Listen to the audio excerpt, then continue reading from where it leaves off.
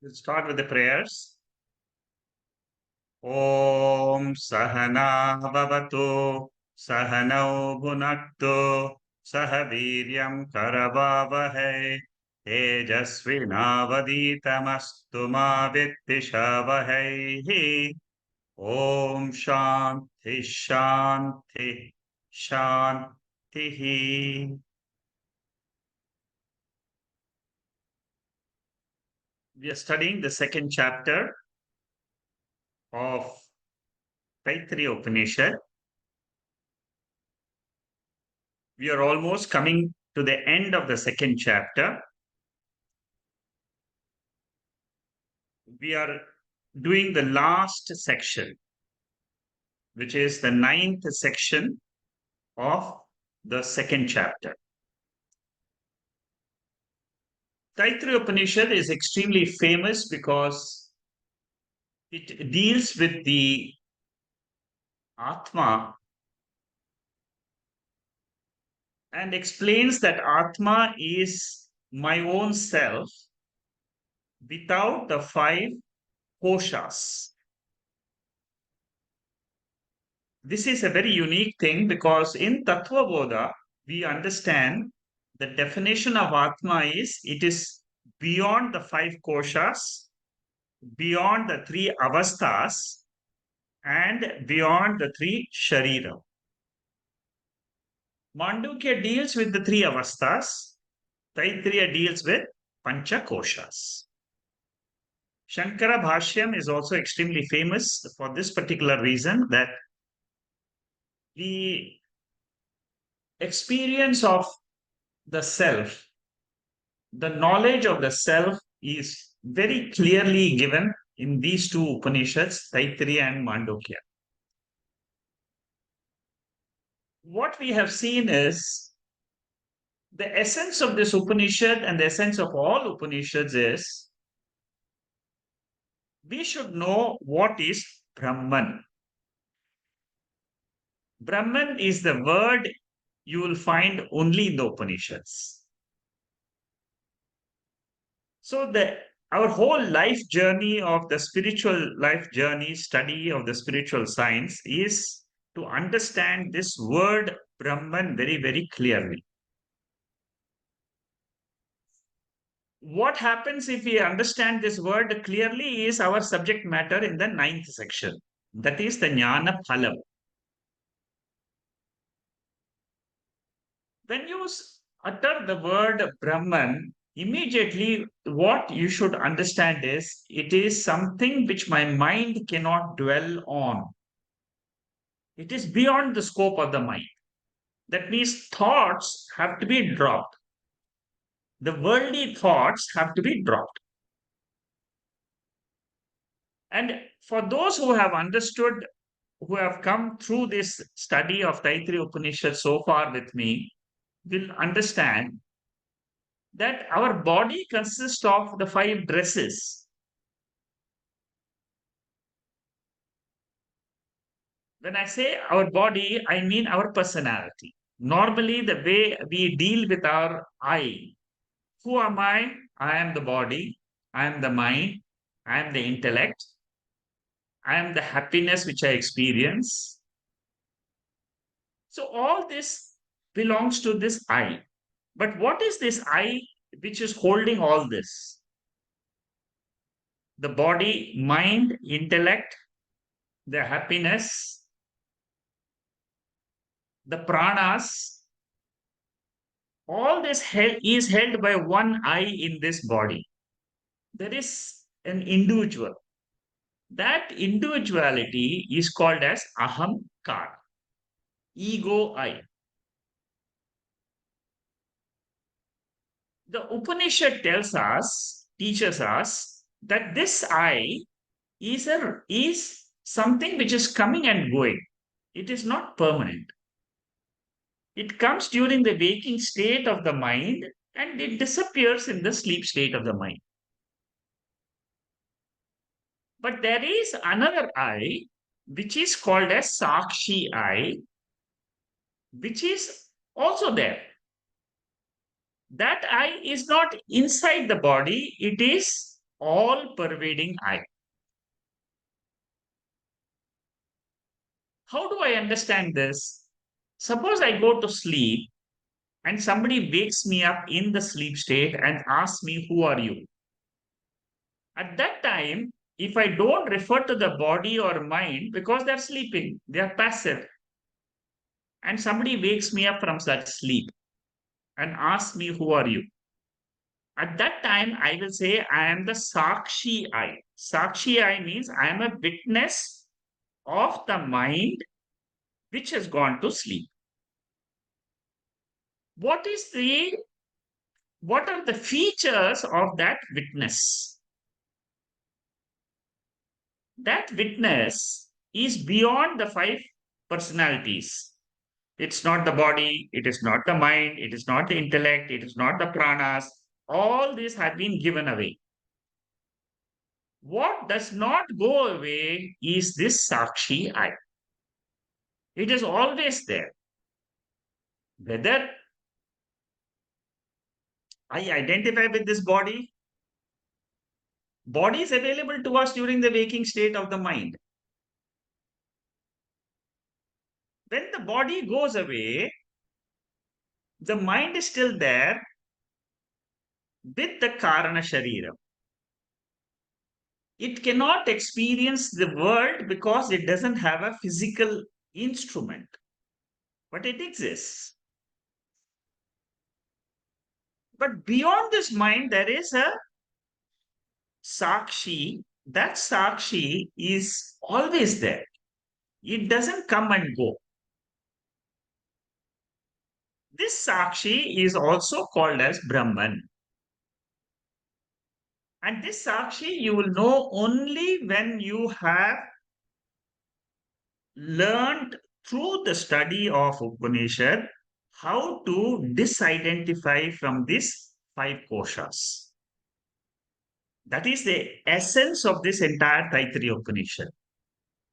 Annamaya kosha, the food sheath, the external body; Pranamaya kosha, the breathing process; then the mind, Manomaya kosha; then the intellect, Vijnanamaya kosha; then the last one is the Anandamaya kosha.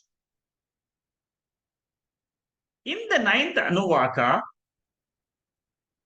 it is said that this Brahman cannot be described by words.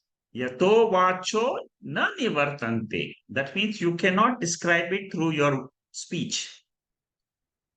And you can also not think about that Brahman through your mind. Let us go where we stopped last week. Then you will understand where what I am discussing.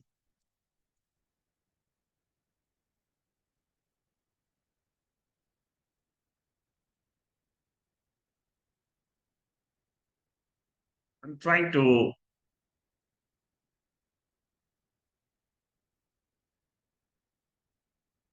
So this is the slide where we stopped last week. So when I come to know this particular Brahman, this entity, it is not the body, it is not the mind. How do I claim this then? I claim it by dropping my identification with this body as I. That means I have to drop the ahamkara, which is very, very predominant in the waking state. And then I have to merge with that pure consciousness, which is beyond the world, beyond the body, beyond the mind. One who knows this Brahman is that it is his real nature. By crossing over the five koshas, the Upanishad says he is fearless. In the first chapter itself, this subject matter of fear comes in. There are three areas, there are three sections in which this topic is discussed. So, in the first chapter, the fourth mantra, which is given here, It says, Diti Atmai Bhayam Bhavati. It is in Brihadaranyaka Upanishad, this verse comes in, where it says, whenever you experience Dvaitam, you will have fear. That is the essence of this Brihadaranyaka Upanishad mantra. Then we will study now what is Shankaracharya's explanation, commentary on this particular last section, the first verse. We are discussing the first verse of the ninth section. So here Shankaracharya says, anybody who sees something other than himself, that means if I am the body, if I see the world, he says that this is called as Dvaitam. Dvaitam means I am the subject and the world is the object. In this case, bibeti. Bibeti means he will have fear. Why does he have fear? Because he doesn't know that he is not this body. In reality, who am I? I am that pure Atma, which is without the body. So, Udaramantaram Kurute, we have seen this verse. I am a part of Brahman. I am different from Brahman. If you keep thinking in this way, you will have fear because this ego, the I which is born every time when we wake up in the morning, this ego I is a karyam. It is a product. Product of what? Product of Mula Avidya. These are all technical terms, but try to understand. It's very easy. I don't know that I am the pure Atma. If I know it, then there is no more avidya. You will have vidya. You will have knowledge. But if you don't know, like most of us today, we don't know that we are that pure Sakshi, in which there is no word. So, because I am not having that knowledge, Shankaracharya says in this particular commentary, because of avidya, one has got fear. In the seventh mantra, in the seventh section of the second chapter, we had this verse where there were descriptions of Brahman. What is Brahman? It is invisible. It is without a body. It is not explainable. It doesn't have any support. These are the four descriptions of Brahman or Sakshi. See, whenever I give you the word Brahman, you can substitute with Sakshi because it will be easy for you to understand. Sakshi means the Sakshi of all the three states of consciousness. Sakshi of the waking state, Sakshi of the dream state, Sakshi of the sleep state. And that Sakshi is called as Brahman.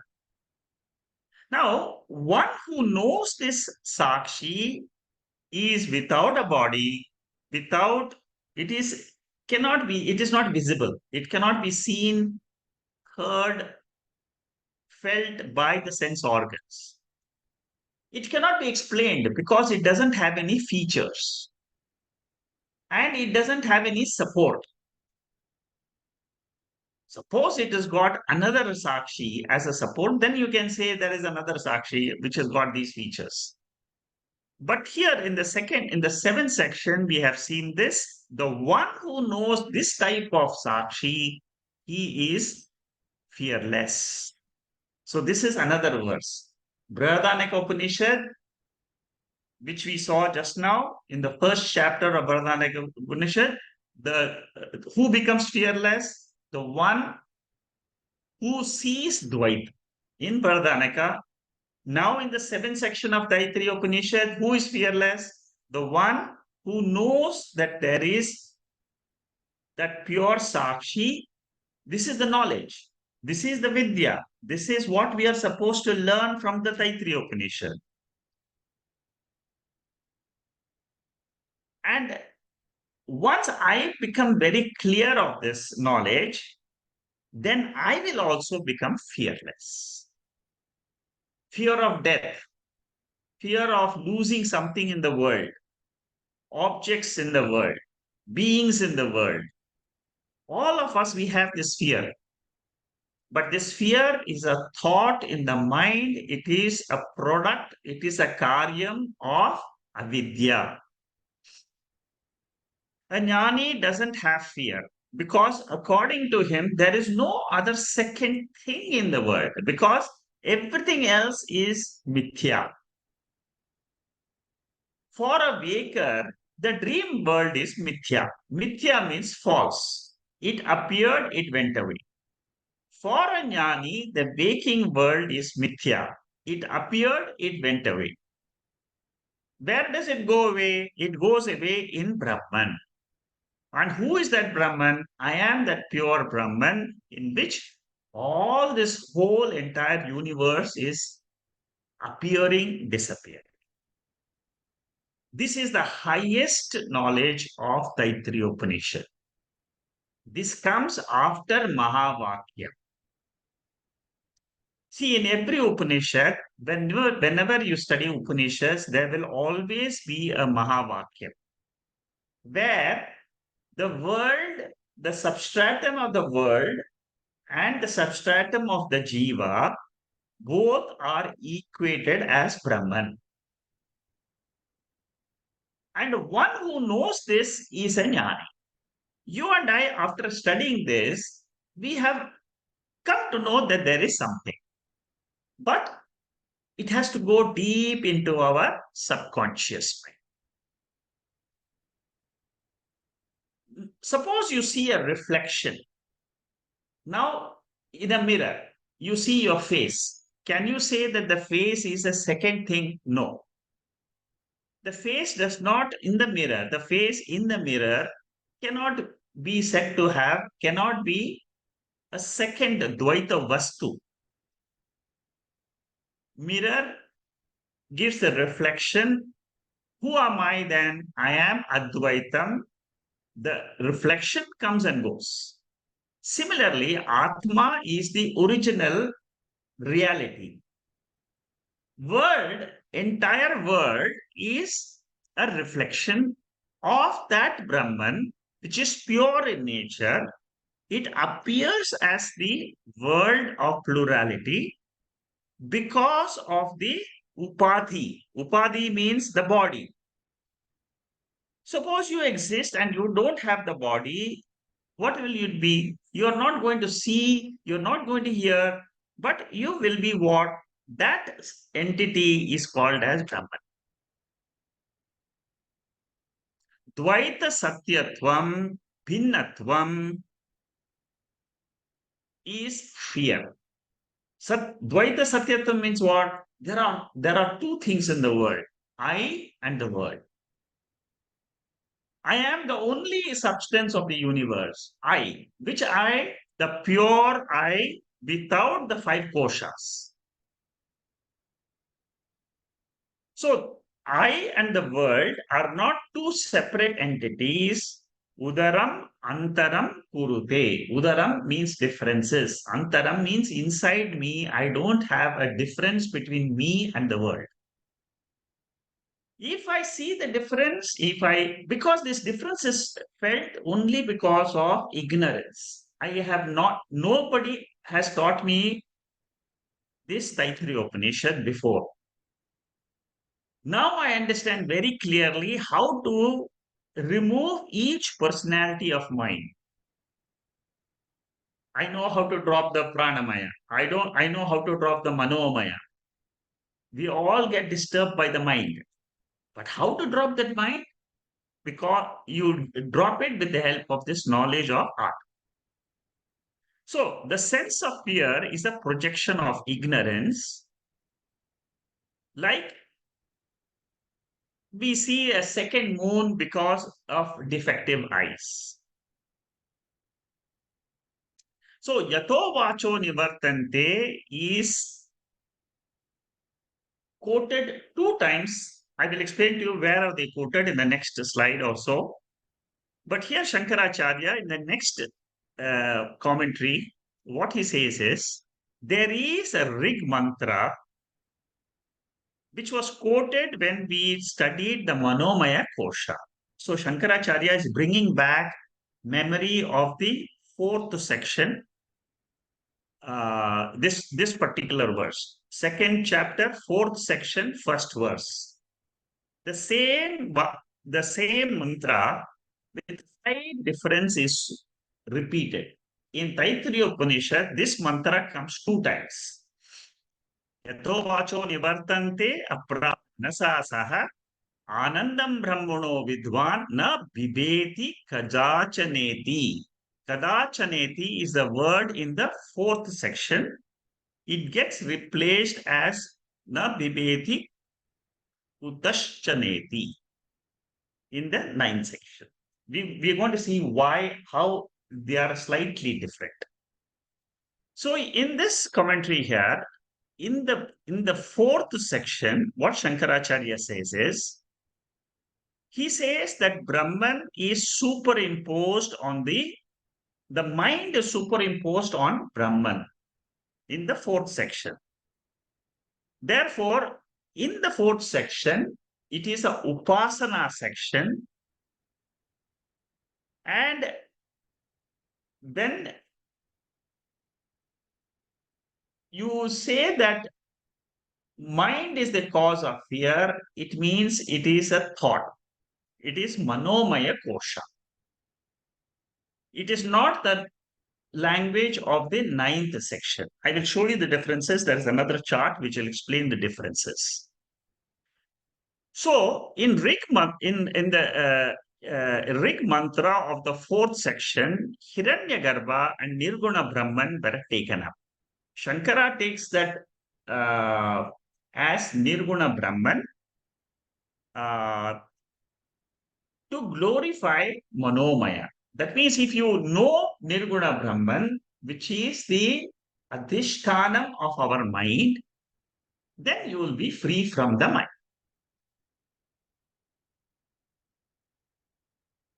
So mind alone, you see, there is one Upanishad called as Amrit Bindu Upanishad. In that, there is a verse which says, mind alone is the cause of bondage. Mind alone is the cause of moksha.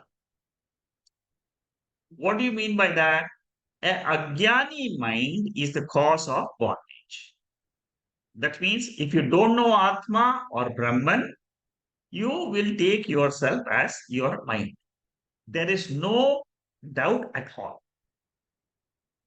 99.9% of the people in the world think that they are the mind. This is the central cause of samsara. Very important point you should understand. If you take your mind as you are in samsara.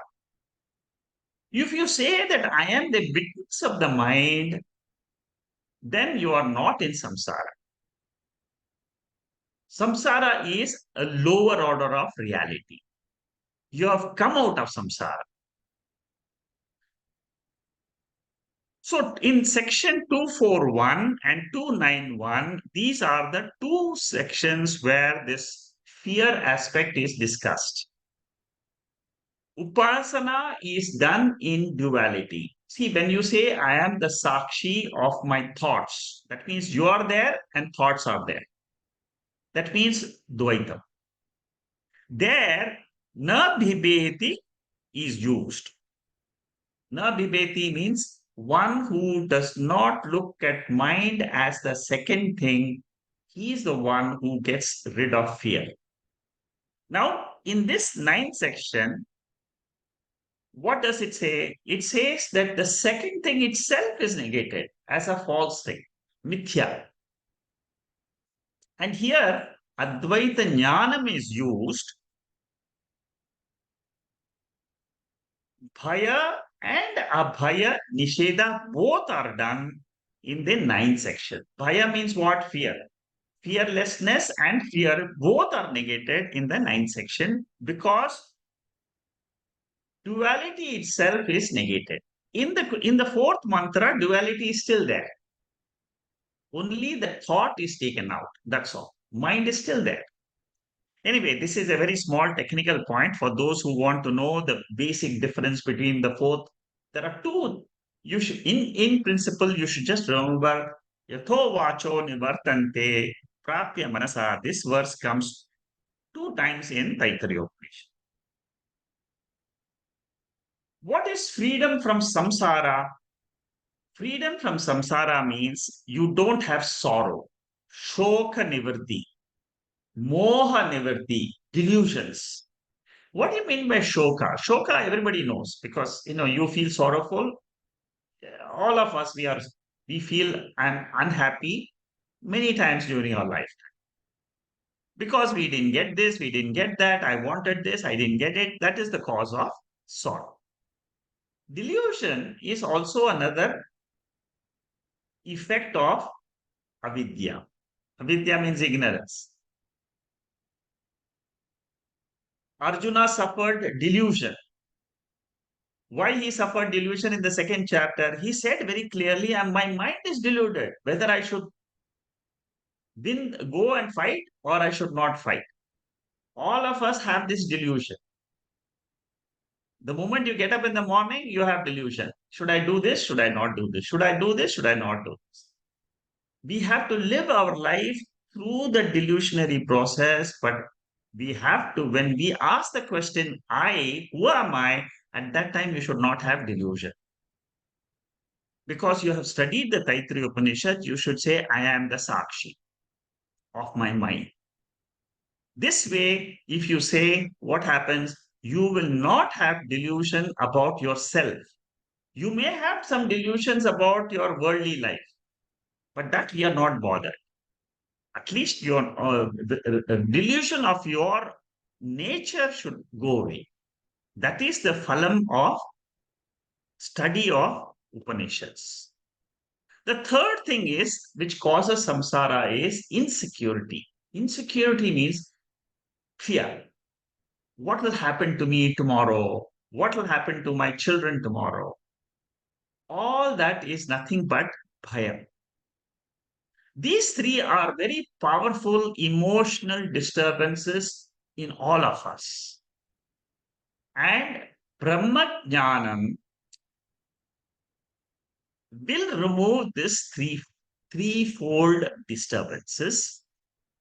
Once the Brahma Jnanam soaks, you see, all of us, all of you have done this entire second chapter.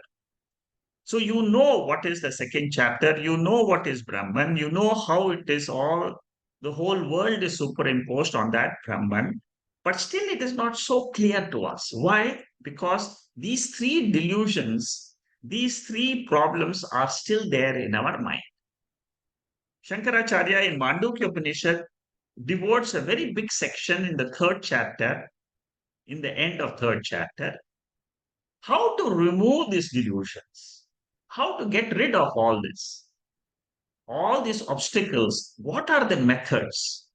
He describes very beautifully in Mandukya. Now, next comes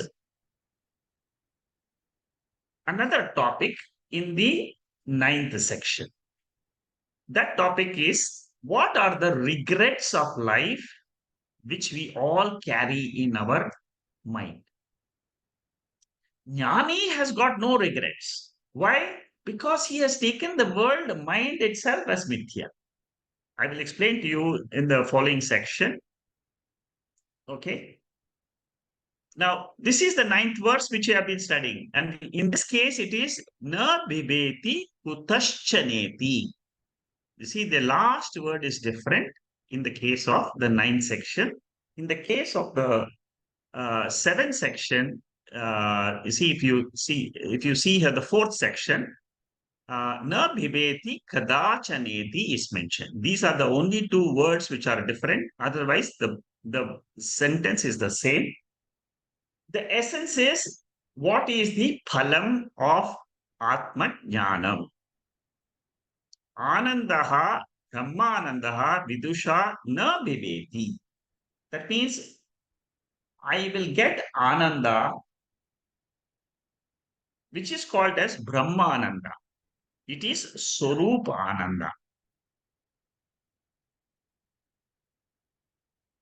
Ananda, there are two types of Ananda, which you should know. I have dealt with it when I took the Anandamaya Kosha. Swarupa Ananda and Kosha Ananda.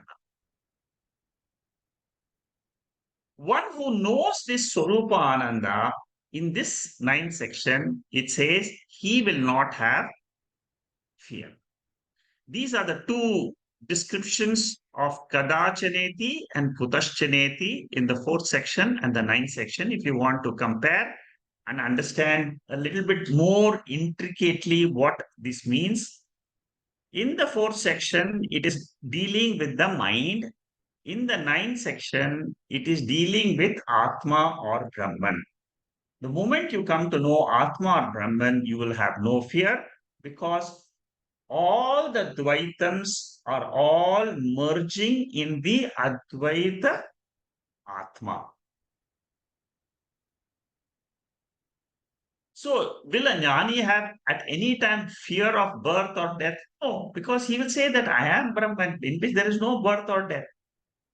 See, you take your mind to a higher pedestal. Once you learn Upanishad, you drop this realm of waking experience and you glide into another realm, which is Brahman, which is Sakshi, in which there is no universe, in which there is no birth or death, in which there is no Karta or Bhokta,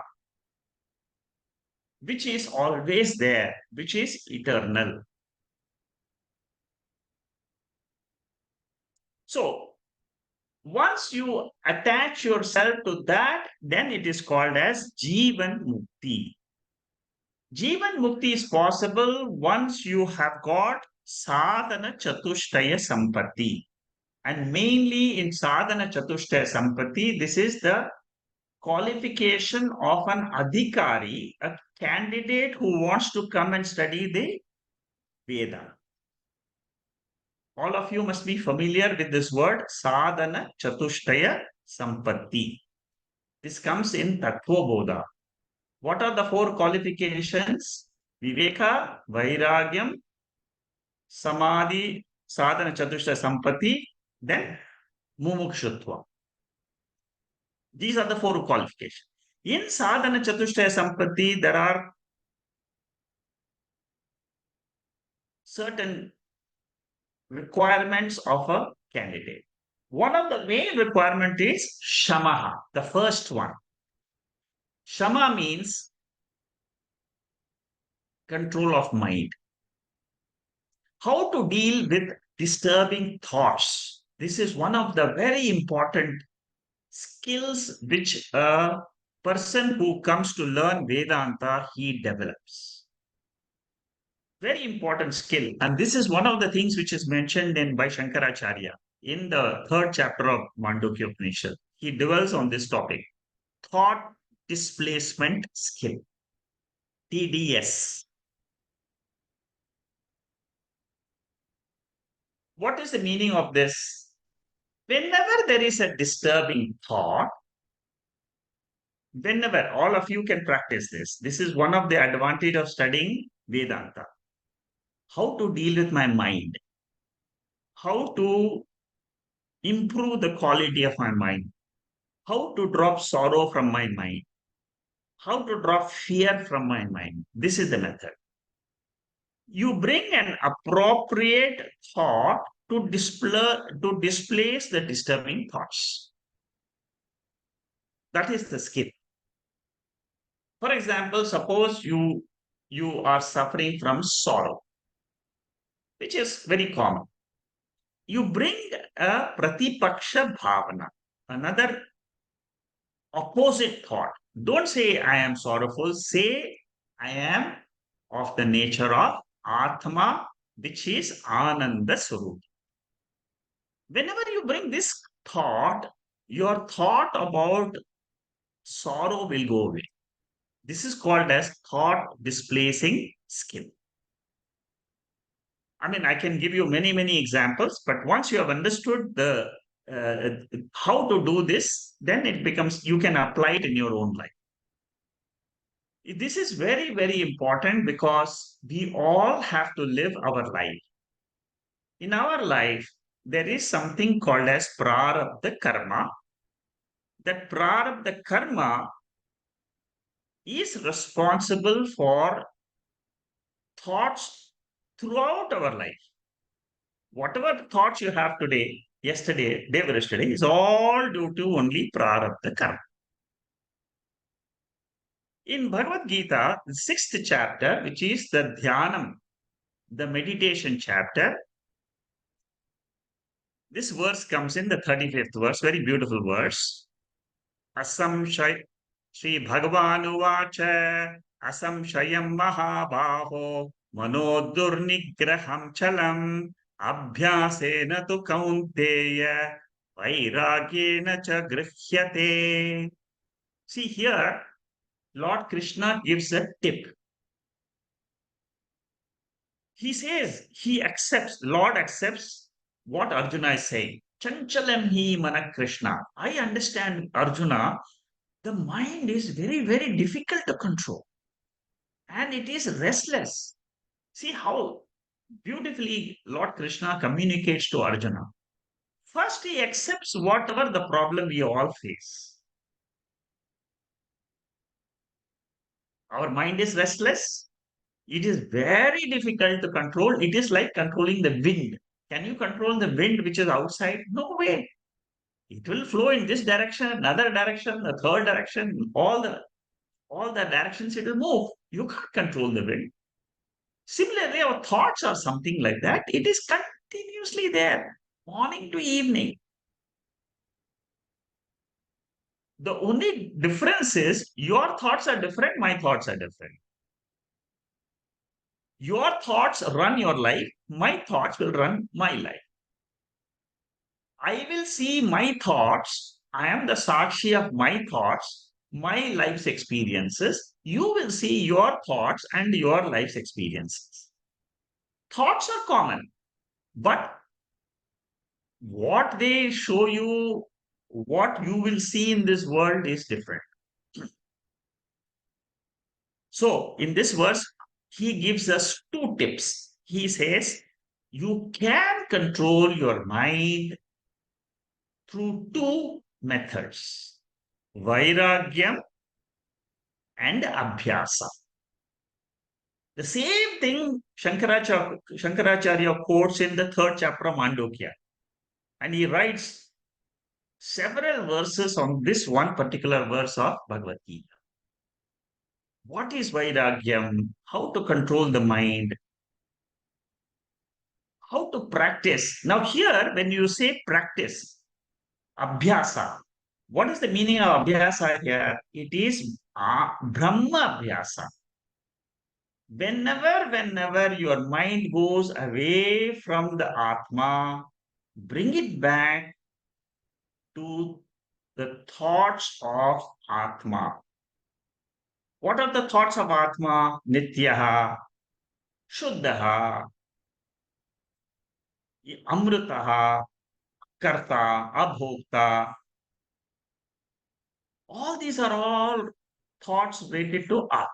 Nirvikaraha, it is modification less.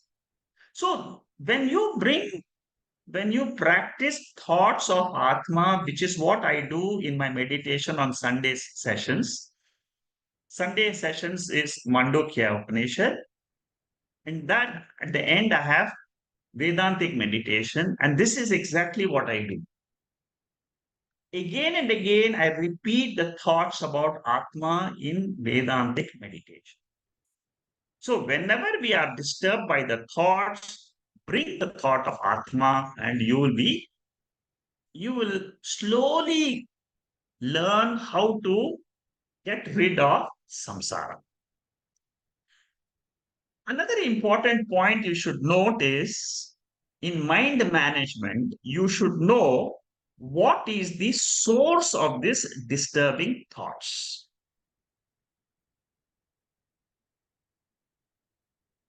The source for disturbing thoughts is only five. What are the five sources? Body, mind, family, possessions, and possessions, family, body, mind, and profession. At any time, whenever you see your mind being disturbed, try to analyze whether the thoughts belong to any of these five. 99% it will belong to only this. And the basic foundation for all these five is only two: raga and dvesha. See, this is all mind control, this is all mind management. If you try to understand this section very well, you will improve the quality about the quality of your mind, quantity of your thoughts will come down. You will see a lot of happiness coming in your life because you are more relaxed, the mind is more tranquil. Raga means attachment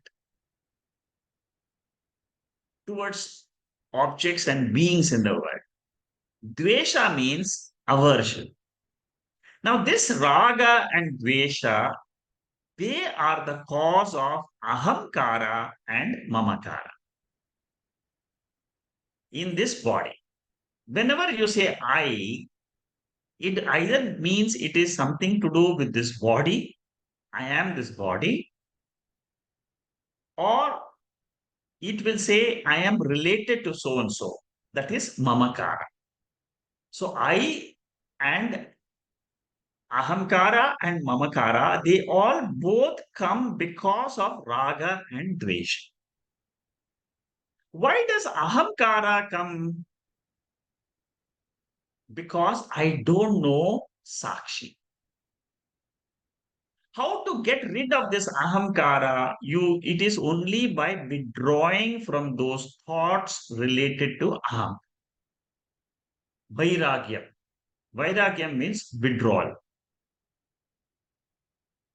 So one method of disturbing thoughts is withdraw from those thoughts. And the second method is Brahma Vidya. It means you remove your ignorance about yourself as the body or the mind, and you say, I am Atma. So, Vairagyam at the mental level has to be practiced to get rid of ahamkara, mamakara, raga, and dvesha. They will keep on coming. You see, as long as our life is going on, this will happen. But as students of Upanishads, of Vedanta, we have to practice this. If we want to have success in spiritual study, these two things are very important. Abhyasa, Brahma Abhyasa, and Vairagya.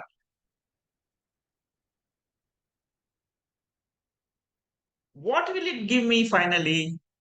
It will give me freedom from sorrow, insecurity, and fear. Second chapter, the 56th mantra, describes a jnani, the quality of a jnani. How does he lead his life? Dukkheshu dikna manaha, sukheshu vigata sprihaha, vitaraga bhaya krodha, sthitadhir muni ruchyate. So, who is a jnani? Suppose you want to test yourself. Am I a jnani? You should do this test yourself. Am I shaken up by adversity in my life? Do I hanker after pleasures in life? Am I free from attachment to the world? Am I free from fear and anger? These are the signs of a jnani. If you can answer yes to all these questions, this is what Bhagavad Gita says is the definition of a jnani. A man of steady wisdom. What is the many? Sthita prajna means what? A person who never goes outside his Atma. Always he remembers, I am the Atma, I am the Atma, I am the Atma. What about Atma? Atma in which the whole world comes. It rises from this Atma, rests in this Atma, and it resolves into this Atma. Very simple thing. This is the basic definition of Atma. Remember this. Contemplate on this, and you will see your samsara will just vanish. Keep practicing this. Brahma jnanena bhaya nivritti. Sadhana chatushtaya sampatti. Through sadhana chatushtaya sampatti and vairagyam, the relative bhayam can be removed. Relative bhayam means what? Our vyavaharika bhayam. The thoughts. You will not have eruption of thoughts of bhayam in your life. Relatively. That is, if you come to practice vairag, withdrawal. Whenever you have thoughts of fear, withdraw it and bring a, another type of. What happens when you have Brahma Jnanam? When I have Brahma Jnanam, thought of death will go away. Fear of death will go because you will say, I have no fear, I have no death. Because Aham Brahmasmi. I am that Atma. Atma has never been born. Atma is eternally available. So this is a very beautiful section, the ninth section of Taittiriya Upanishad, the second chapter, and the fourth section of Taittiriya. From the mind standpoint of view, how fear can be removed. From the standpoint of Atma, how fear can go out of our life. Then that is the first first mantra of the ninth section.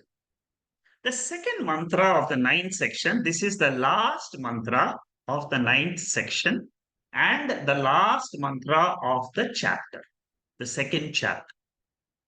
Now here, Shankar, the Upanishad gives the phalam. In the first mantra, it says you will have no fear. That is the phalam of Brahma Jnana. In the second mantra of the ninth section, it says, a jnani who has understood Aham Brahma Asmi, I am that pure Atma, he will also get rid of two thoughts, very powerful thoughts. What are the two thoughts? It is described in this mantra. The first thought is, why I have neglected certain actions in my life.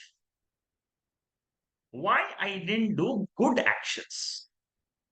That's the first thought.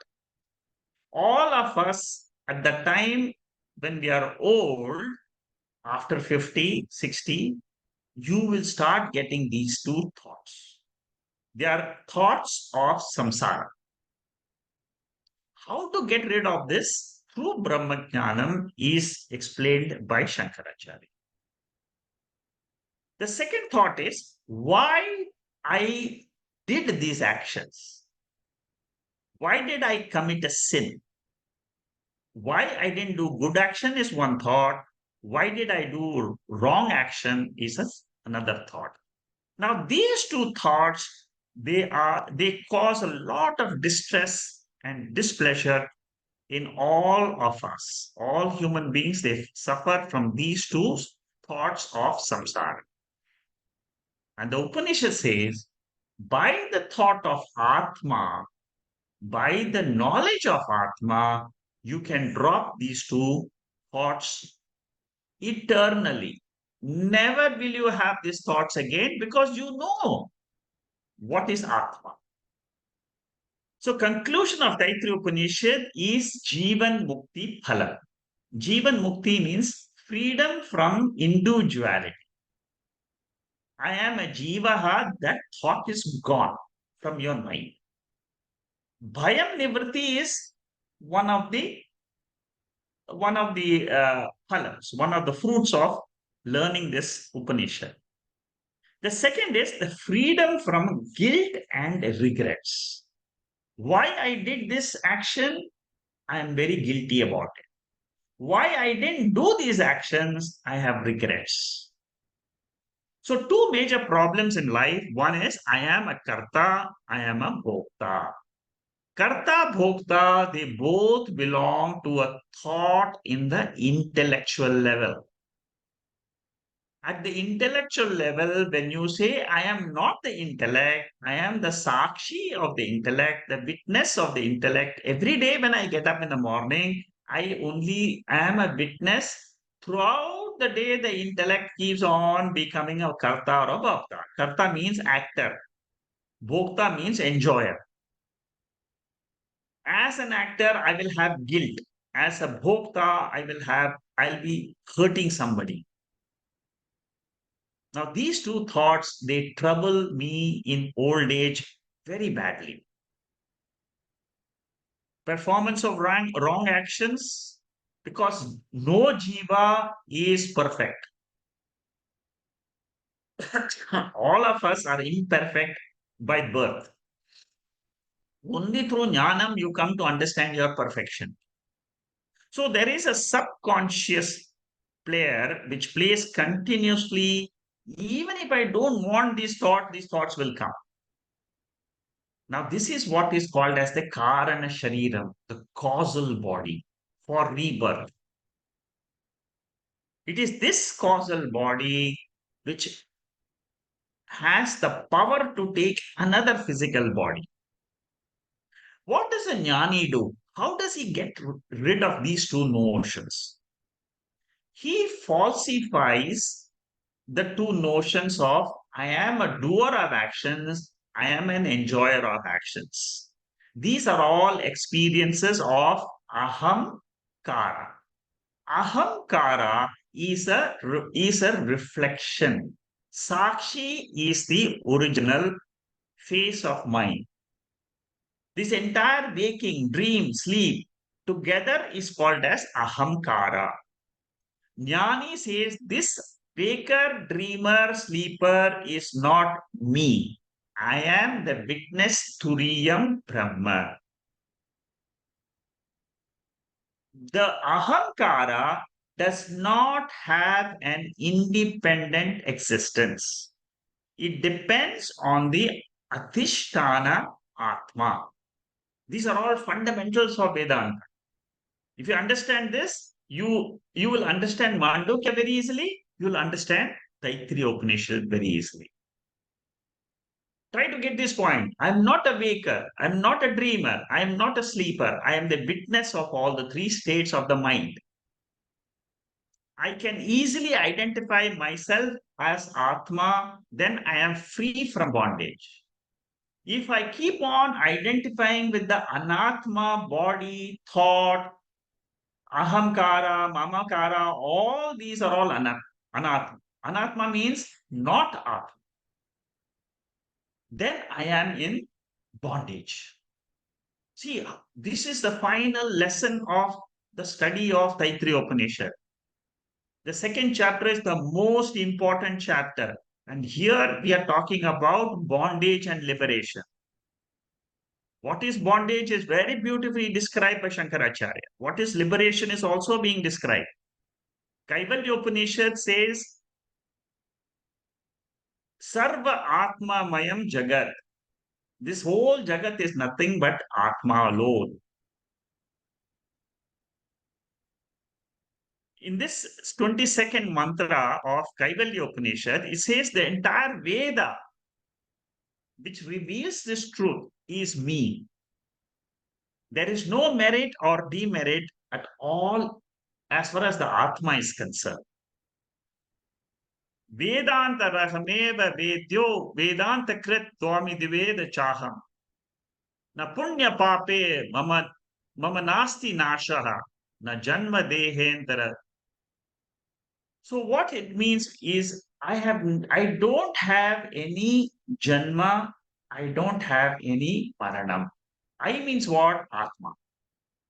The same thing is conveyed in another verse which follows this verse. Na bhumi rapo na cha vanni rasti na chanile mesti na chambaracha. See, this is all the realization of Anyani.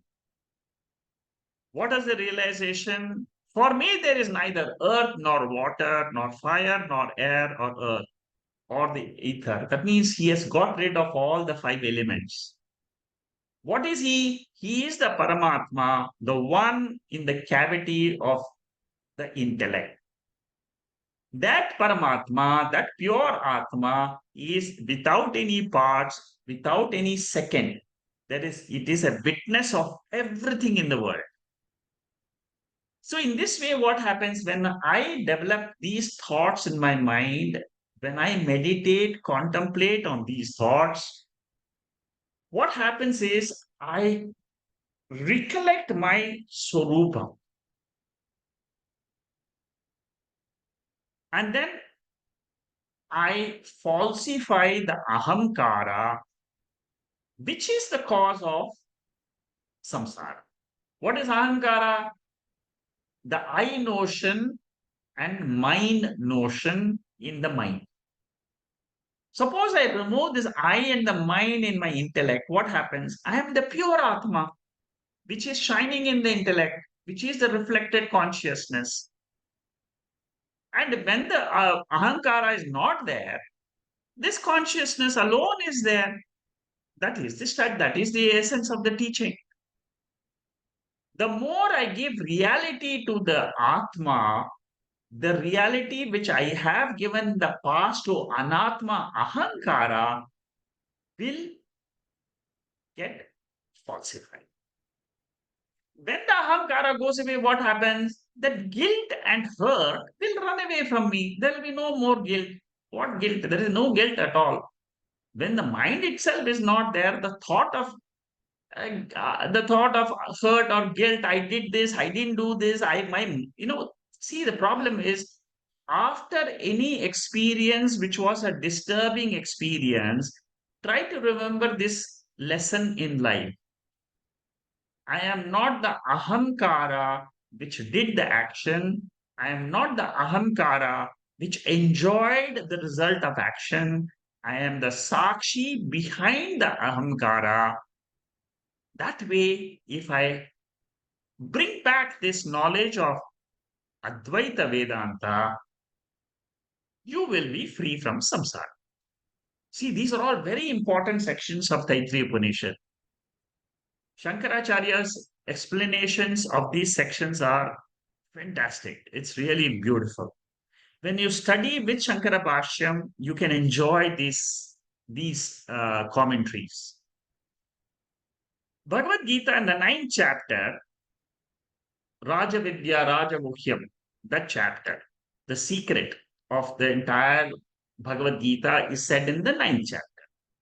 Apicheta Sudacharaha bhajate mamanya bhakpat sadhureva samantavyah samagyabastito hisaha.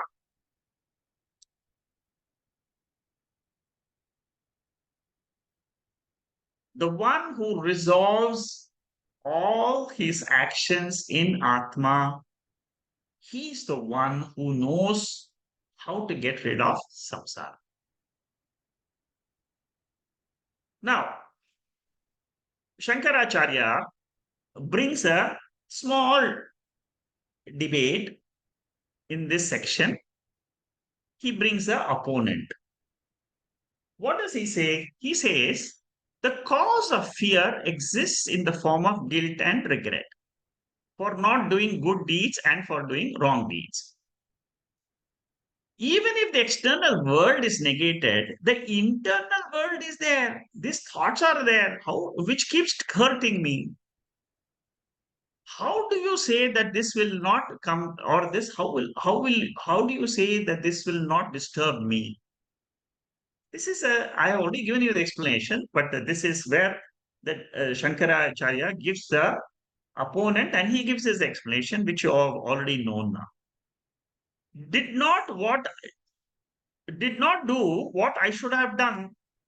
For example, you say, I did not do Sanskrit in high school. Who says this? An 85-year-old man says, wish I had done Sanskrit so that I could have learned Taittiriya Upanishad. Is there any use? No use. Now, this thought of the 85-year-old man will not be there if he has understood Taittiriya Upanishad. Because he has to drop the five koshas. Manomaya kosha he has dropped. Then he will not have this. No, he will not have this notion. That is Shankaracharya's answer. Non-performance of a right thing. That means there was something, I should have done something right, but I didn't do it. That is what is called as guilt. Sadhu karanam and sadhu akaranam. Both belong to the internal world. Both are jiva srishti. What do you mean by jiva srishti? Your own thought, when it comes out, it is called as jiva srishti. Suppose you are experiencing the world, it is called as Ishvara Srishti, creation of the Lord and creation of the Jiva. Creation of the Jiva is the cause of samsara. The thought which keep bubbling inside you is what is called as Jiva Srishti. That is what we have to get rid of. Bhayam will be there because of hurt and guilt, and the consequent punarjanma will also be there. So Jnani does not have fear of Punarjanma or even current Janma. All Janmas are falsehood. How, how does this gets answered? Shankaracharya says that a Jnani is one who has got Ananda Brahma knowledge. He's a Vidwan. Now, this is an answer to the Purvapakshi. What he says is Anandamaya Atma Upasankramyati. It is an experiential action. The two problems which you are mentioning, they do not affect a jnani. He does not have the fear of punya papas. How is it possible? I will explain to you. That's what he says. The words, he says, omission and commission, both are mithya. Both are appearance only. Therefore, Jnani knows it is an appearance, it is not reality. He is not irritated because he doesn't have any guilt. Because now this is the difference between Jnani and Ajnani. Try to get this point very clearly. Suppose you have these thoughts of guilt. And suppose you say, these thoughts, I am a witness of these thoughts, I am not the thoughts. I repeat again, I am a witness of thoughts, I am not the thoughts. Try this out in whenever you have guilt or whenever you have got the notion of hurt. Omission of right things and performance of wrong things. Omission is not doing right things. I should have taken care of my parents. I should have given more dhanam. I kept on accumulating money. Some thoughts like this keep, suppose it comes. I didn't do this, I did this, my brother, I didn't help him. All that, these are all only notions in your mind. Now, both do not hurt a jnani because he has a conscience. It does not afflict a jnani. Why? Because of Brahma Advaita Jnanam. See, there are two pains. Now, both these are called as Satvika Samsara. Guilt and hurt. Right action not done, wrong sinful action done. These thoughts haunt an ajnani during death because they are pains, they can cause fear of narakam or fear of dukkham. Jnani does not have these pains because he knows he is Atma. Atma doesn't have a mind, it doesn't have any notions. Atma means it is a Sakshi, it is pure. Don't follow it. See, sometimes the Acharya tells, and in case they have seen, some students have seen the Acharya becoming angry during in ashram. He says that Acharya says, don't follow my actions. In the Taittriya Bashyam, the first chapter, the Acharya says, don't follow my wrong actions. As a jiva, one is bound to make mistakes. Every saint has a past, but what protects the saint? It is the jnana. It is the kavacham. Atma jnanam, Brahma jnanam is the kavacham. It is the shield which protects us. All the time when I remember, I am of this nature, I am not of the nature of the body or mind.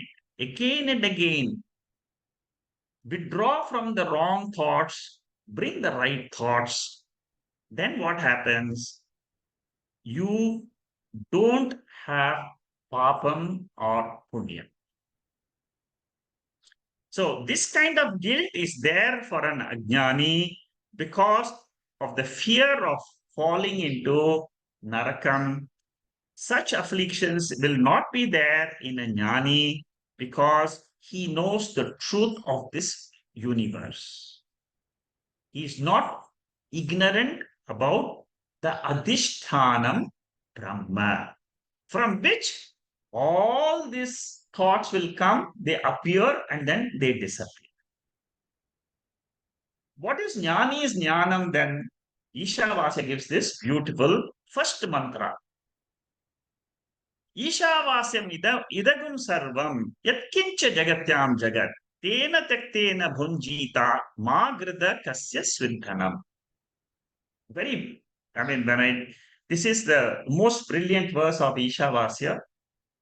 It is said that Mahatma Gandhi followed this particular principle and he used to remember this verse. The whole universe moves in Atma. It is clothed by Atma. Then what should I covet? Why should I look for anybody's wealth? Because that wealth also it is nothing but it is only mithya. Sarvatra Atma Darshanam. That is what is the meaning of this verse. The whole thing is, the whole world is nothing but it is a reflection of my pure Atma. Brahma Darshanam, the moment you have Brahma Darshanam, you are already in binary format. So Shankaracharya takes this topic. I've given you the essence of it. The essence is why Jnani is not afflicted by mission commission. What is the change in his perspective? The change in his perspective is Atma Jnanam, which is the essence of the entire universe.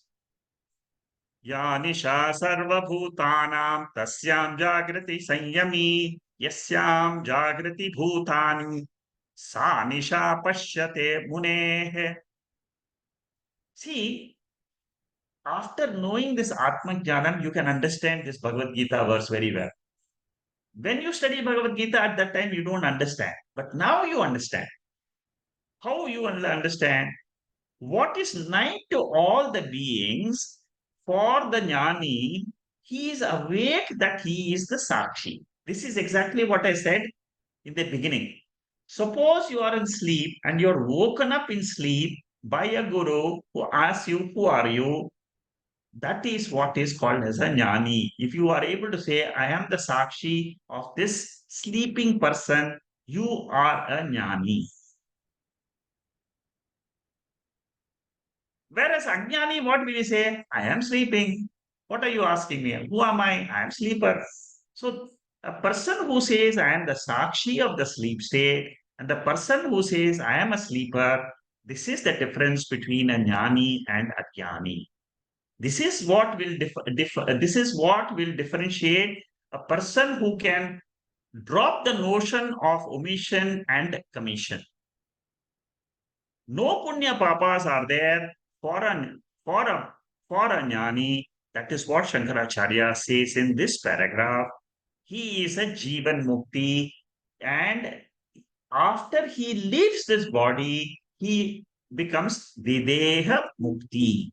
These are the two phalams given in all the Upanishads. Whenever you study Upanishads, these two phalams are given for Brahma Jnanam. Shankaracharya ends the second chapter with these two phalams. Jivan Mukti means I am no longer a Jiva, I am the Atma Bhava. Jnani knows both as Atma. He doesn't have any pain of omission and commission. I'm never affected by any event in the material world is the notion of a jnani. The whole world is mithya. I am satyam. So satyam mithya, if you are able to keep this formula in your mind, it is called as binary format, atma anatma format.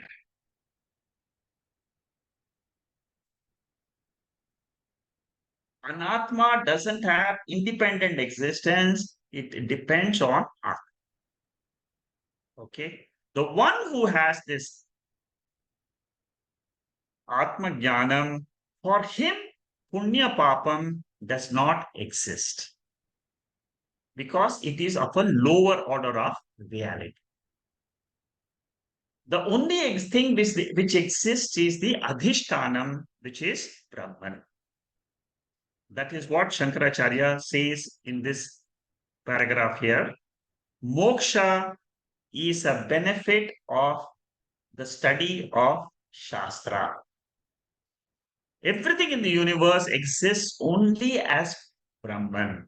Jnani strengthens and pleases himself by negating the Punya Papam in his life.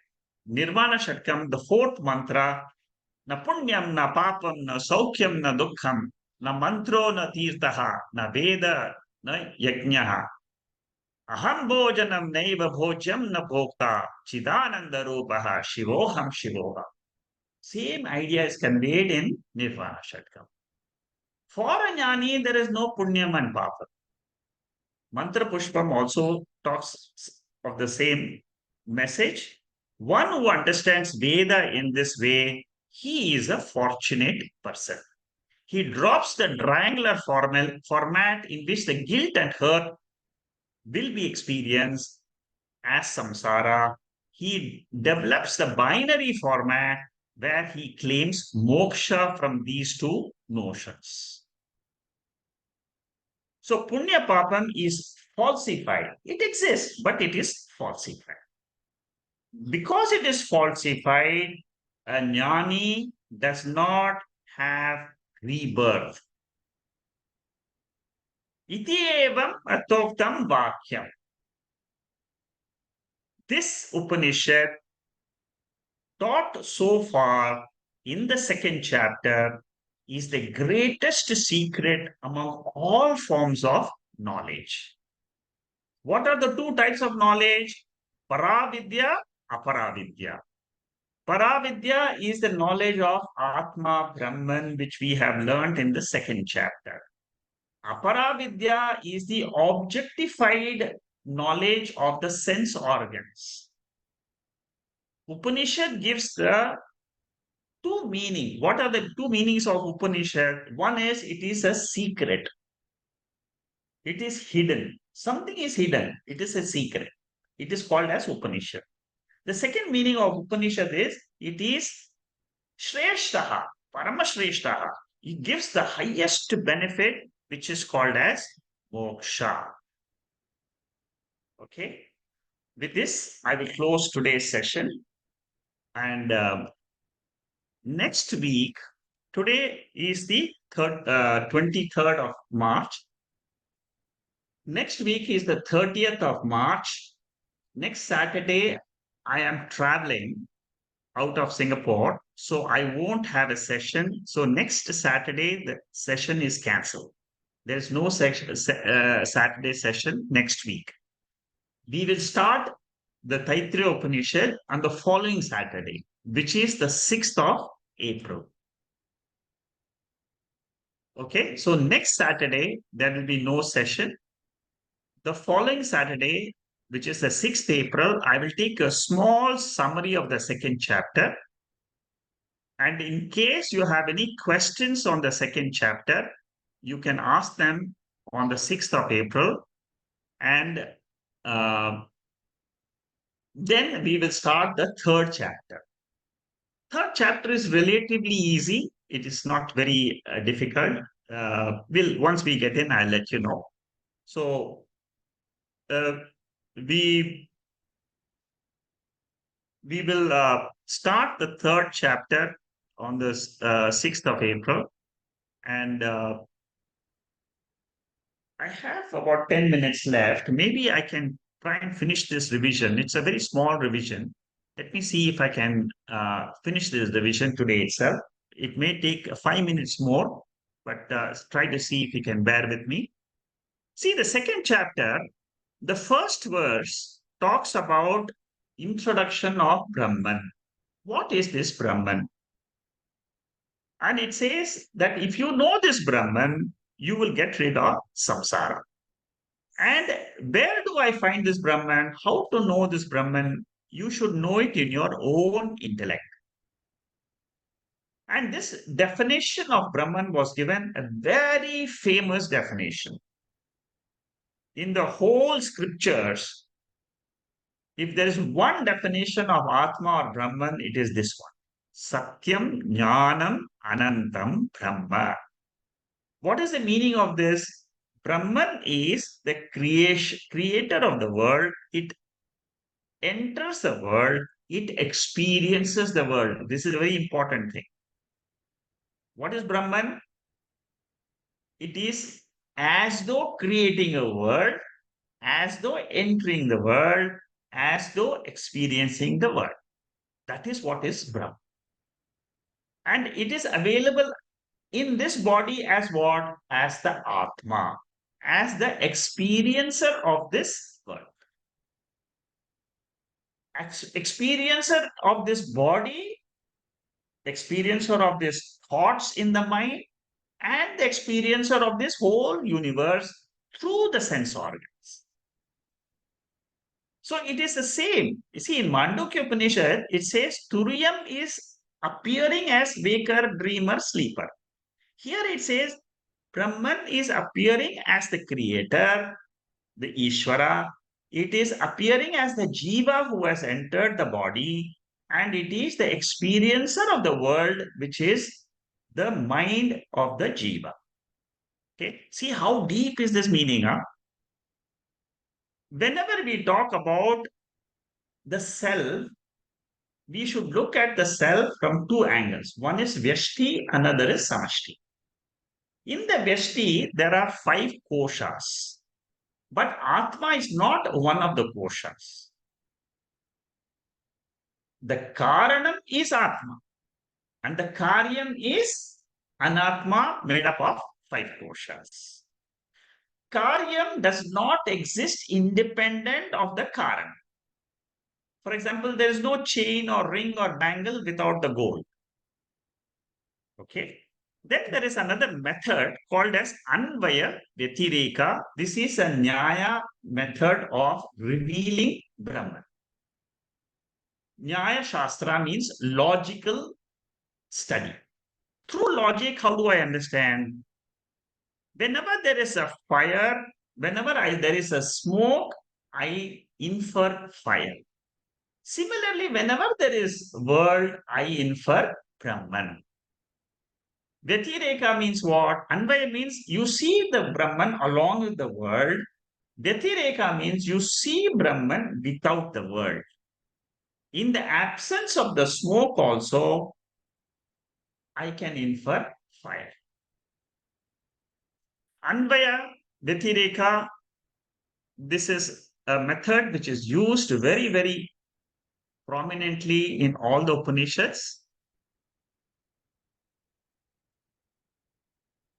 Whenever you talk about seeing the world, you should remember that pure Brahman is lending existence to the world.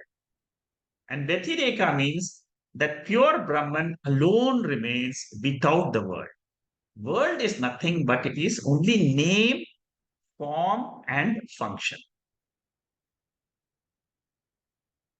Okay, so that is the essence of the second chapter. Na punyam, na papam, all that which are mentioned here, we have studied just now, so I won't repeat it here.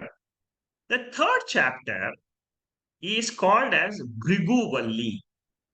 This is an introduction to the third chapter, and it will give you, it is it is mentioned by the Upanishad because there may be certain doubts regarding this Aham Brahmasmi knowledge.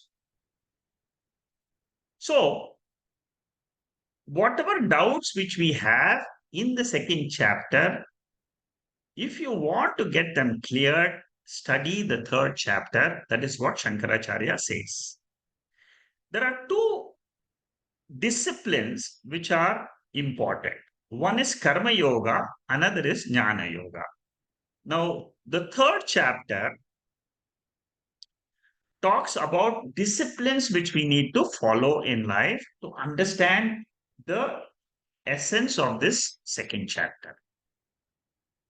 Shankaracharya says that the word Upanishad means it has got a secret. It has got a secret to liberate yourself, and it is a secret knowledge which you can never get outside in the world by the study of anything in the Aparavidya. Okay?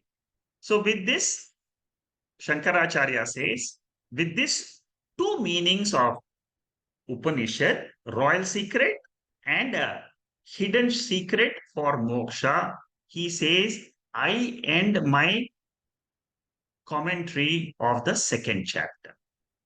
It is a secret, it is a rahasyam of the entire Upanishadic literature.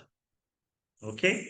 Then he starts the third, then he starts the third chapter. In the ninth chapter of Bhagavad Gita, this verse is there. Idam tu te guhyatamam pravakshyamana suyave jnanam vijnana sahitam yajnatva moksha se shubha. See, the same meaning of this, what Shankaracharya is giving here, is said in the ninth chapter, the first verse of the ninth chapter. What is the first chapter says? I will give you the secret. Lord Krishna says, I will give you the secret knowledge. What is the secret knowledge? How to get rid of samsara. The same meaning, Shankaracharya closes the second chapter. Okay? It is the highest knowledge because it is a treasure which is hidden in the mantras. With this, I will close the second chapter. Next, on the 6th of April, we will start Bhrigu Anuvaka 1. There are also 9 sections in Bhrigu, and we will start with this introduction of Shankaracharya. Okay. Om Purnamada Purnamidam Purnat Purnamudachade Purnasya Purnamadhaya Purnameva Vasishyade. Om Shanti Shanti Shanti Hari Om Shri Gurubhyo Namaha Hari Om.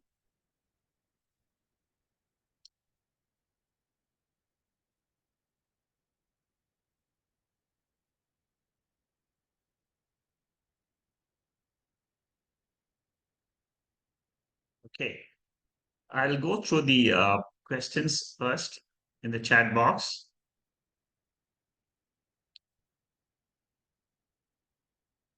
Okay, please elaborate on TDS to improve focus of mind. Okay. Um, yeah, Rama, this thought displacement strategy is a very important technique. Uh, I can't elaborate too much here because of time restrictions, but for all those who are aware that they have disturbing thoughts, Shankaracharya, in the third chapter of Mandukya Upanishad, towards the end of the Mandukya third chapter, he says that these thought disturbances are nothing but, he calls it kashayam. This is the technical word which he uses, kashaya. Now, these are, kashaya means they are impurities in our mind. These are thoughts which will bubble to all of us. There is not a single mind which is there in the world which doesn't have these thoughts which will come. Unless until you are a jnani. If you are a jnani Swamiji, you will not have this problem. If you ask any Swamiji, they will say that I don't have this because they have already trained in this model of thought displacement method. See, what it says is very simple, that any thought when it comes, you should know what is the origin of the thought. The thought will come either because of the world which you are experiencing. This is the external world triggered thoughts. Or sometimes you will find you are only a witness to some of your own internal thoughts. These are thoughts which are called as vasanas. All of us will experience this. Suppose you're walking in a park. There are thoughts bubbling inside. Sometimes there are good thoughts, thoughts where you are, which is called as deliberate thoughts, which you will like to dwell on. Those are thoughts which you want, which are thoughts where you would like to plan your day, you like to focus. But these are not disturbing thoughts. What is disturbing thoughts is, like I told you, omissions and commissions. Why I did this, why I didn't do this. And then the mind keeps on, it's a fever of the mind. This is called as Jwara and Anujwara in Panchadasi. Anujwara means you repeatedly keep on thinking of the same omission, commission, omission, commission, omission, commission, and it will disturb you throughout your life. Now, thought displacement, the main rule you have to follow is, one is, you can say that you can dismiss the thought. This is another method. You dismiss the thought and say thought is mithya. This is one method. Thought is mithya. You dismiss the thought as mithya. Mithya means what? It is experienced, but it is not real. So why should you want to get into something which you want to prolong the thoughts and keep on thinking about it and then fall into what is called as samsara? So one methodology is, in your own mind, you say this thought I'm getting, it is mithya. It is, you can dismiss it as an appearance. The second way to deal with this thought, it is called as pratipaksha bhava. Displace the thought with some other thought. There are two methods of doing this. You can displace the thought either with the opposite thought, which is called as pratipaksha. That means, suppose you are feeling fear. You say, I am fearless. Suppose you say, I have got a lot of desires in my mind. That is what is disturbing you. For each one of us, what disturbs us will be different. For you, it may be your son or daughter. For me, maybe my profession. But all these disturbance thoughts, it is called as uh, Dushta Chatushtaya. Dushta Chatushtaya is the areas in which the thoughts can erupt from. One is body, second is mind, third is family, fourth is profession, and the fifth is possession. These are what is called as Dushta Chatushtaya, five areas from which all types of disturbances they come. So the two ways is one way of dealing with this dealing with these thoughts is you bring pratipaksha bhavana. The second way is you invoke atma thoughts. See, sometimes for people who have done shravanam, a lot of shravanam they have already done. For them, this method is very useful. That is, you bring the thought of aham nityaha, I am always there. Thought is coming and going. See, this is, you are displacing with not a pratipaksha bhavana, you are displacing with atma jnana. So in this method, you use whatever knowledge you have gained. You can use three main ideas of Atma. One is Atma is Nitya, whereas thought is Anitya. Second is Atma is Shuddha, but my mind is Ashuddha. It is full of pure impurities. Now, how those impurities, what is the cause of these are all what is vasanas and other explanations can be given. But they are all there for all of us. So another method is one I told you is dismiss the thought as mithya. The second is you bring atma jnanam, or the third method is you bring pratipaksha bhavan. Okay, these are just uh, simple things, but ultimately, all these are only uh, methods, they are only temporary methods. Ultimate knowledge of Atma alone will give you the final liberation from all disturbing thoughts. That you should remember.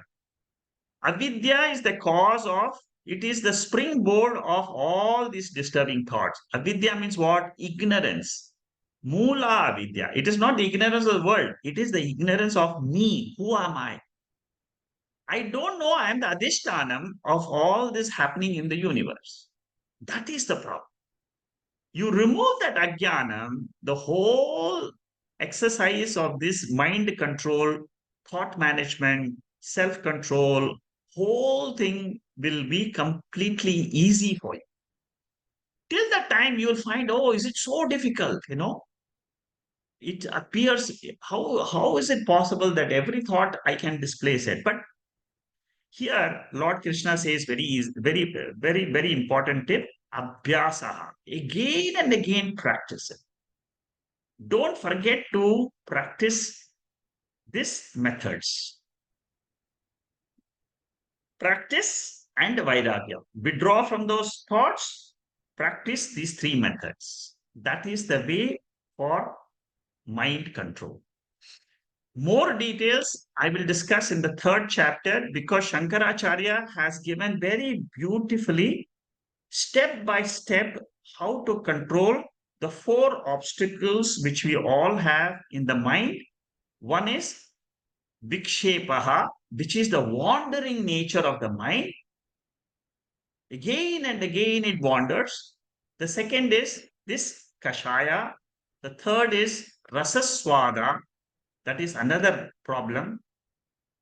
Rasaswada, that is not meant for us. It's meant for people who are engrossed in meditation and they have got absorbed in the happiness of meditation. How to come out of that happiness, Shankaracharya tells us.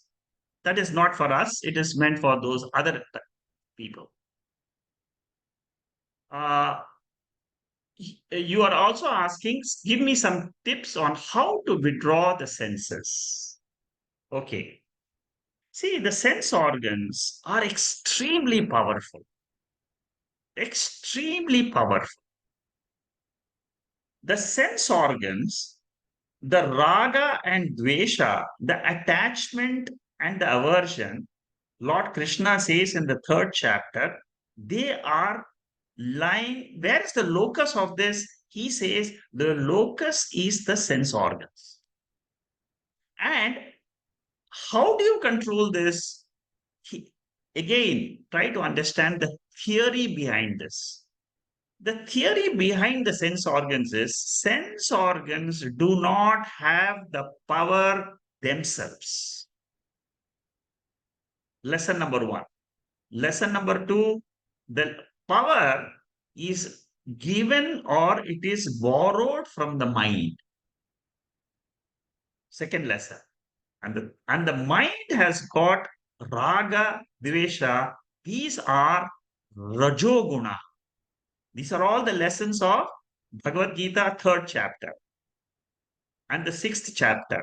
Sixth chapter has got, if I would strongly suggest, Rama, you go through the sixth chapter of Bhagavad Gita, 26th verse, 27th verse, 28th verse, 29th verse. These are all very important verses. There are for 10 verses in the sixth chapter of Bhagavad Gita, which talks to you about the problems of the mind and how you can come out of those problems. The problems of the indriyas actually are born out of the three gunas: rajas, tamas, and sattva. Now, what you have to, Lord Krishna says, desire and anger are basically rajogun. It is the desire which pushes the sense organs into the sense objects. These are all the theoretical part of it. A very simple practical example of how you can control your mind and the sense organs is just to do japa for 5 to 10 minutes a day. Take any mantra, simple mantra, Om Namah Shivaya, Om Namah Shivaya, just chant 10 times a day. You will find tremendous benefit coming to you, and you will find slowly you will be able to control. Okay. Venkatesh, okay, Rama, have I answered your question? Are you here?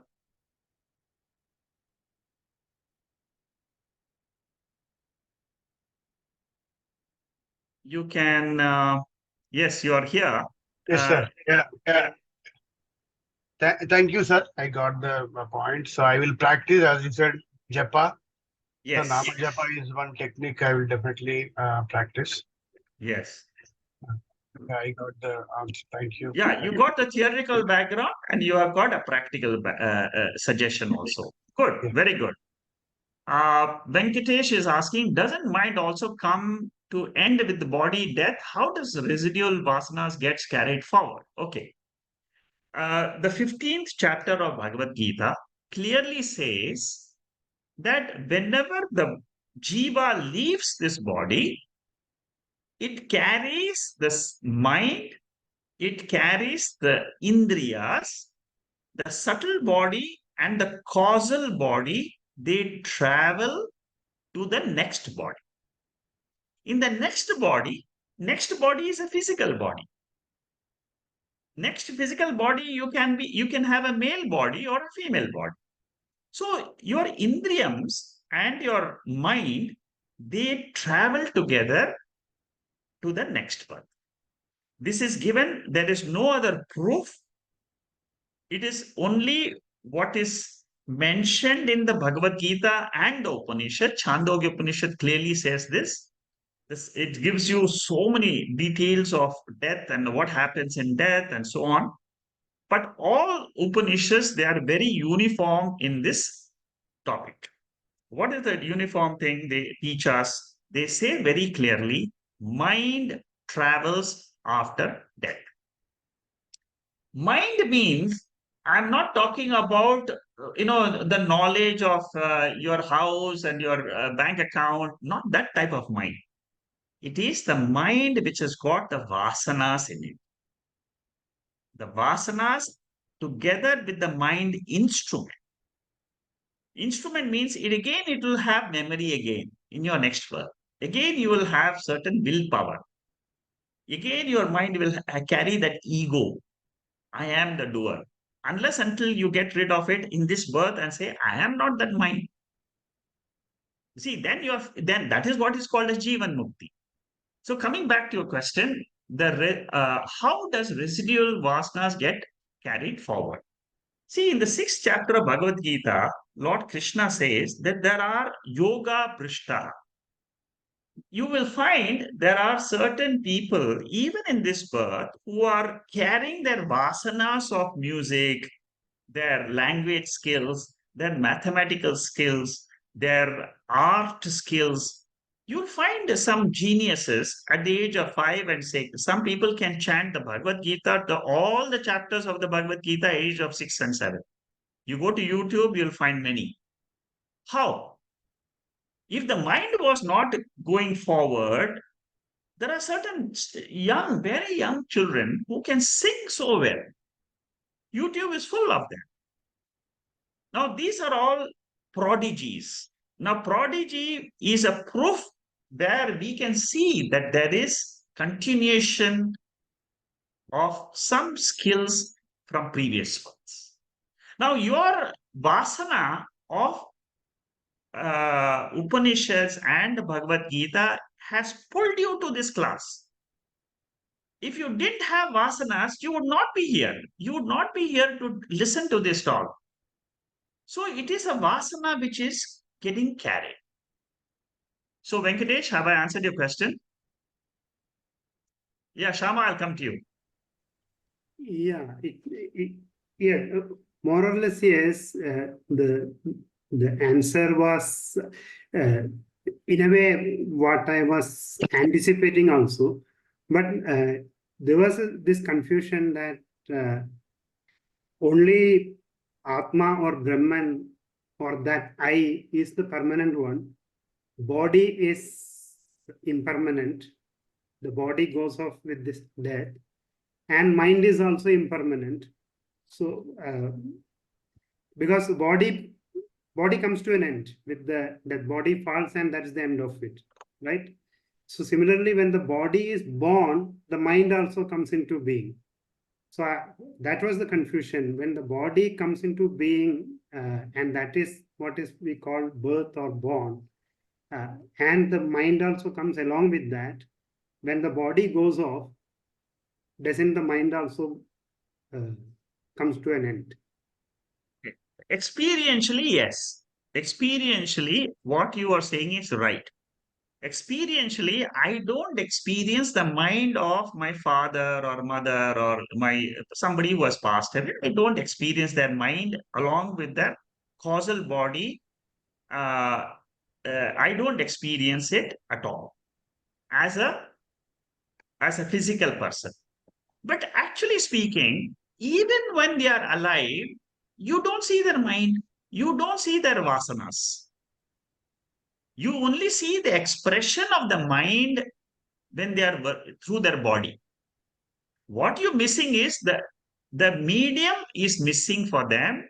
But what, like I said, that the proof for this knowledge is only Shastra. The Shastra says mind survives death of the body. That is the ultimate answer to your question. Physically, experientially, yes, you are saying that in a dead body there is no mind. Then why there is no mind? Because the mind has left. There is something which has left. Now, this question many people have. Is it really possible that the mind can leave the body or not? Now, answer to that question is take your own experience. In the sleep state, your mind is not there. It has left this body. Body is there, but the mind is not there. You are not thinking of anything. You don't have any memory about anything in life. So that means there is a proof in our day-to-day experience that the mind can leave this body.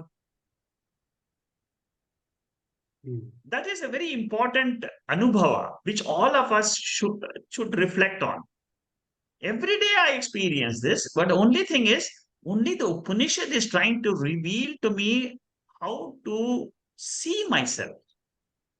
Normally, I think that the mind is always there with me, but here the Upanishad is trying to reveal to me my own nature, that there is some Shakti, there is some power in this body which makes this body and the mind to separate itself.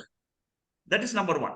Number two, in Prashna Upanishad, it very clearly says that our indriyams, there was a question about indriyams, about the sense organs. See, the sense organs also, along with the mind, they are withdrawn from the mind. They are, the sense organs from the golakas, they are withdrawn every day during sleep. There is a Shakti, there is a power in this body, your body, my body, the universe, which can withdraw the sense organs and bring all the sense organs into your mind. See, these are all revealed by the Shastra. I can't see this physically. But Shastra tells me that the sense organs are withdrawn into the mind every day in sleep. And the mind withdraws into the heart, or the mind withdraws into the self. That self in which the mind is withdrawn, I have to know that self. Okay? So that is what we should remember. Up to a certain extent, you can try to understand the mind, you can understand all that up to a certain level only. Because after that, there is a lot of ignorance about what happens to the mind, how does the mind travel. These are all subjects which are not discussed in anywhere except in the Shastra. In the Shastra, it is described that the mind travels to different lokas also. There are certain devatas which control the mind. There is a power. I told you there is a Shakti, but there are more details of that Shakti mentioned in the Puranas and also in our Upanishads. Chandogya Upanishad is a very important, it's an important Upanishad where you find travel after death. There is a section which goes after that. And of course, Prashna Upanishad chapter 4 is the one which tells you more about our sleep state. How does the sleep state come? How does the, indriyas, that question regarding indriyas, how the sense organs are withdrawn, very, very beautifully, Shankaracharya explains in Prashna Upanishad. Okay, I've given you, I think you've got the answer, Venkatesh. Good. Next is Manikandan. The case of mind will end only when all the vasanas are exhausted through the Brahman knowledge. Yes, you're right. What happens to the vasanas is, suppose you say, I am the Atma, and you really in your heart of heart, you believe that. You see, you don't have to tell anybody. It is your own conviction. I am that Atma. If you can slowly start getting that conviction, and this Atma, the nature of the Atma, if you can contemplate more and more, means you are developing more in spiritual field. The very fact you can contemplate on Atma is a huge success in spiritual science. It's a very big success. So the vasanas, the only way your vasanas will get burnt, and it is proved even in this life itself, a jnani will tell you, I have no vasanas which will disturb. Vasanas will come, but I am not disturbed by them. See, many jnanis are there, Swamijis are there, who say, yes, the third chapter of Bhagavad Gita, of the Mandukya Upanishad, which talks about this Kashayam and Vikshepa and all this obstacles for the knowledge. Once you have removed it, you will find that the vasanas have disappeared. It is possible you can experience it yourself with the help of Brahma Jnana. Okay, Shanta, I'll come back to you. Shama, you wanted to say something? Yes, just only to say that, of course, today you've done an amazing thing about giving a very beautiful prescription, and which is twofold, you know. One is how to, the rule of like recognizing, I mean, you didn't say that, but I've added it, how to very quickly recognize what is the error inside your mental thinking process. And that's a smithya, and then you do the pratipaksha bhavna and dushta chatushtaya, try and relegate. So you do a very quick one. And then the last one, so recognize early. And the last one I wanted to add to myself is don't stay there long enough, you know, because the longer you stay there, the worse it will become. That's the nature of the mind. It will amplify Yes, all your dukkha and suffering and yes, whatever. yes. Even excitement, it will do that as well. So Correct. basically, both of them is not good. So you try and come out of those mental impressions as quick as possible. And the second, of course, you've given is the invoked, the Atman. The question which I had was, and this can be, I will use this as a daily mental tiding process, whether I'm affected or not, I will use this. But the thing which is the real gem of a thought you have expressed today, what you said was how even the very highly realized acharyas, they also say, I mean, go by what I'm saying, don't go by my actions. Correct. Which means every jiva is can commit mistakes. Correct. Yes. Yeah, because lately It's natural. It's very natural. Yeah, so I've been hammering myself because probably it is relates to the ego. You know, on one side, you see your mind process, which is so strong and capable of doing X number of things, you know, concentration and do everything perfectly well. On the other hand, I just cannot believe that I'm the same person who can make silliest possible mistakes, you know? Yes. And I have not been, and I was going to actually ask anyway, how does one have a relationship with yourself when you see a mistake, you know? So, but today you've said that even the best people can make mistakes. That is the nature of the jiva. So I should just accept and use this. I've made a note to myself. Use this as a instruction, a spiritual instruction rather, because I've been given a chance to learn something from it as to why did I make a mistake and basically just come out of it, but have no more regrets or guilt No about regrets. Have no regrets. It just So- happened. You see, just say that these are the delusions which are caused by Prakriti. It is made up of gunas. And there's no way I cannot. There is no way I can say I am responsible. This is what is the lesson from the Upanishads. So this idea of perfection relates only to the Atman principle. Exactly. N- Nothing else in the world. Yes. Anatma can never be perfect. Perfect. If we Never, think. never. It will Or- always have some blemish.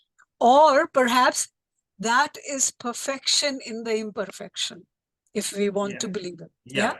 That's the way it is, you know. Correct. you It's just perfectly imperfect. Yeah, thank you. So I just wanted to say as to how much I've learned, picked up today, you know, Very from good. your talks. Yeah. Thank you. Thank you, Shama. Thank you. Thank you. Yeah, Shanta, you have something? Yes, I actually have a question, and you know, it's more like challenging a question or rather answer. Now, one of the members said in the today's lecture that, or asked about when the jiva leaves, the mind leaves, and the mind leaves with all the indriyas. Now, this is what we learn in Upanishad and various Upanishads, or whether it was Atma Bodha or but my question is, when we have now learned that there is nothing called a jiva which leaves the body because it is reflected consciousness. So the reflection, the the sentient thing which is inside you, which makes that consciousness shine or reflect, because unless there is a mirror, I can't see myself, right? Yeah. So same way, that mirror is actually maybe something in our body which allows the Atma to shine. So, therefore, when the body dies, it's like the mirror has lost its back coating, and therefore there is no longer shining of the you can't see yourself. And the same thing will happen to the body when the body dies. That shining bit behind the mirror cannot get the reflection of the Atma, so the body dies and therefore the reflection goes away of the Atma. So when we talk about the mind and the indriyas traveling, it's a bit confusing for me, because I do accept the fact or the examples which you have given, because just few days ago I was watching a child who was hardly 5 year old, and telling that why he should be he wants to actually promote Bhagavad Gita. And he says that Bhagavad Gita is something, is a manual of the life, and so I want to promote it. At the age of 5, he's telling and he's talking about it. So there is that transfer of vasanas, I accept. But at the same time, when everything is mithya, the confusion is the mind, body, or sorry, mind, intellect, or indriyas travel from one body to another in the sukshma form. But what is that? That is then the mithya, the how that non-existing in reality becomes reality. Because it's like, when we transfer data, we know there is a hard disk, so there is something that needs to be transferred, right? So that is what I'm trying to understand. So when the Atma, there is not, I don't believe that the Atma leaves the body, because it is reflected. Is that right in the first place? I want to confirm. Yeah. See, normally the Upanishads, they talk to us uh, from two standpoints. One as a jnani, and second as an ajnani. So whenever the Upanishad or the Bhagavad Gita talks about the jiva traveling, we are only talking about an ajnani jiva. We are not talking about a jnani jiva. Jnani jiva, even while going through the study itself, he knows the class is mithya. If all my experiences are mithya, I am satya. Hmm. So whenever you read passages about jiva traveling and all those literature, you should remember we are talking about from the ajnani standpoint. We are trying to explain the nature of the world. If you are an ajnani, you are seeing, you are experiencing certain things.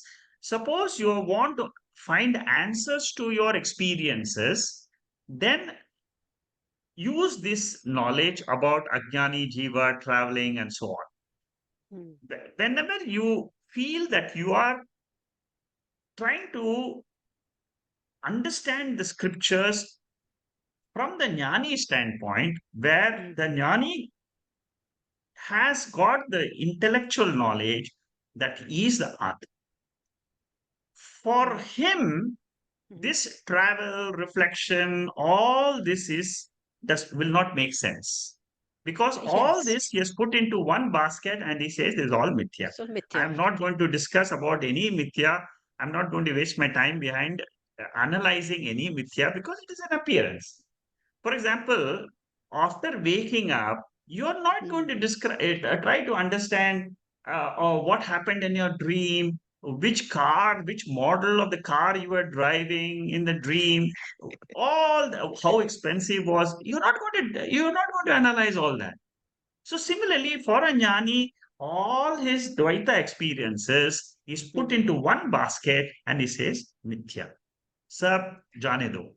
I don't want it. I'm not going to discuss it. My mental energy is very precious. Let me just dwell on my real nature, and that's it. Right. So Sab jane that do. it is what, yes. Let everything go away from me. Love it. Yeah.